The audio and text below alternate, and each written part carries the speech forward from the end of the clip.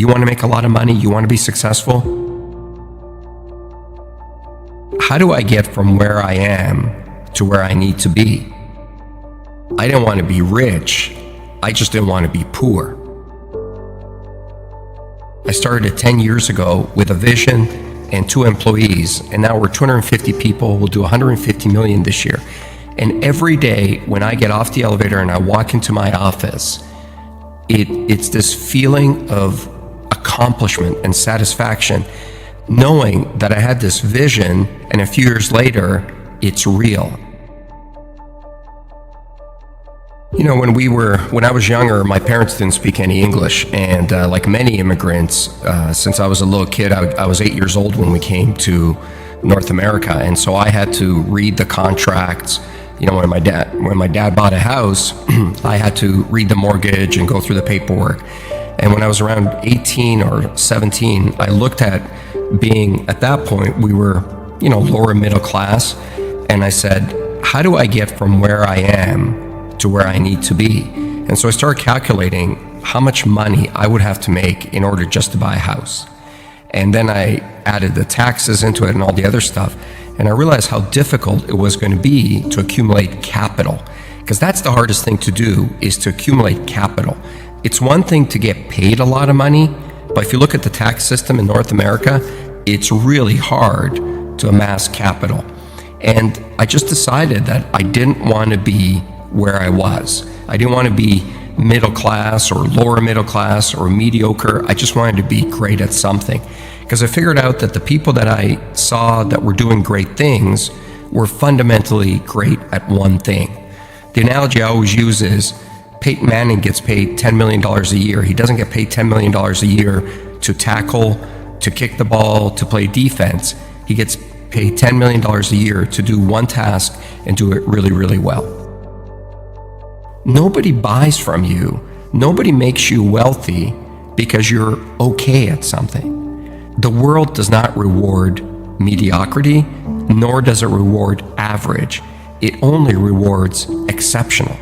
So you got to find that one thing that you're good at, and you got to become great at it.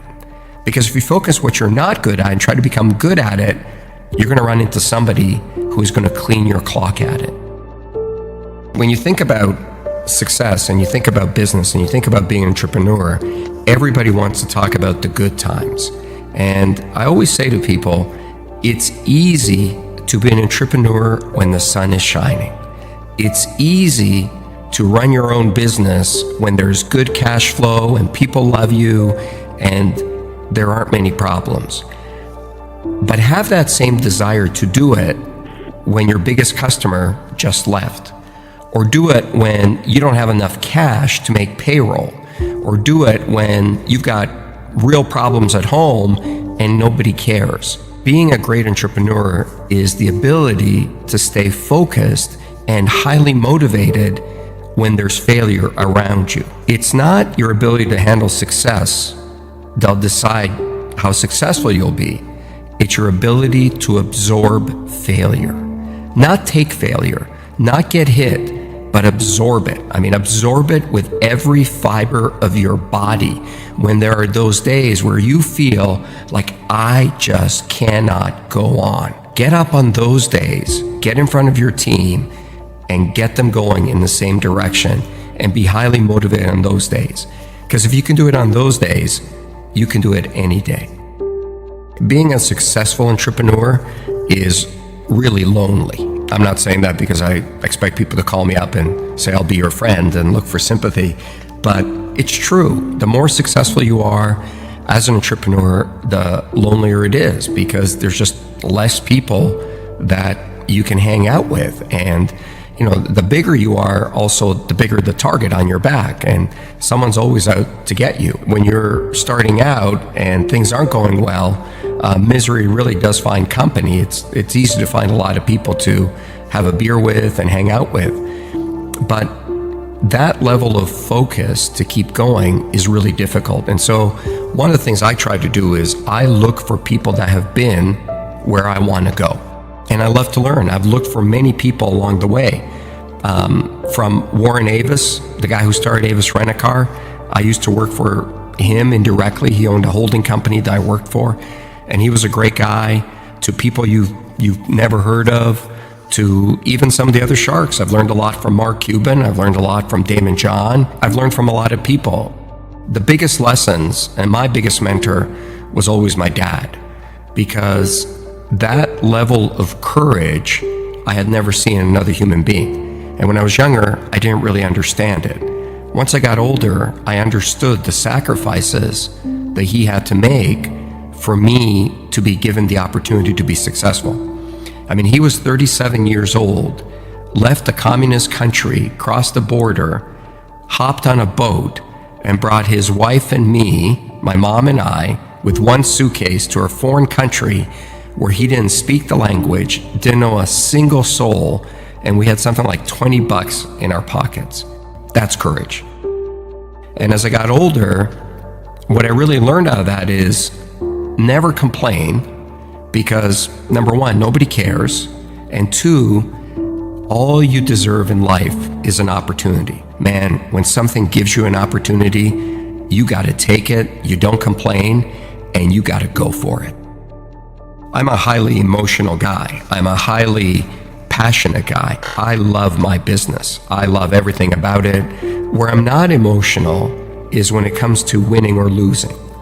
You've got to be very careful about not taking your own bias or emotion into a negotiation or into a fight or into anything, because you've got to be very clear what the goal is.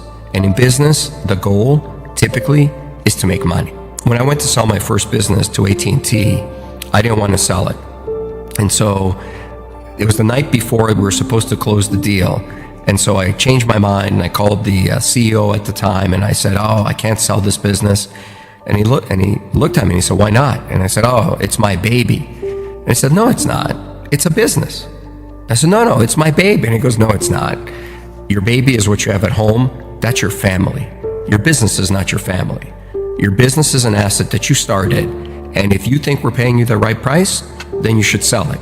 If you think you can keep going and maximize the return, then don't sell it. And he was so non-emotional about it, it really hit home for me. I've seen more people make mistakes because they get angry or they get highly emotional in front of a customer or in front of a supplier. Leave your emotion at the doorstep. Business is about business. When you hit the real world, you're going to start competing with people who are really, really good at something. Technology, advertising, something, and they know it inside out. You want to make a lot of money, you want to be successful, you got to take those people on with a skill that you're world class at. I hate the word failure. I hate that label. I wake up in a cold sweat in the middle of the night sometimes when I feel like I'm going to fail or I'm a failure. You know, I run every day, and I run pretty far, and sometimes, just like everybody, I get jet lag and I get tired. And when I get to that point where I feel I cannot go on, this little inner voice inside me says, what are you, a failure? And then I don't care if my feet are going to fall off and blood is going to start dripping out of my veins. I will not stop. I hate that word. I do not want to be defined by that word.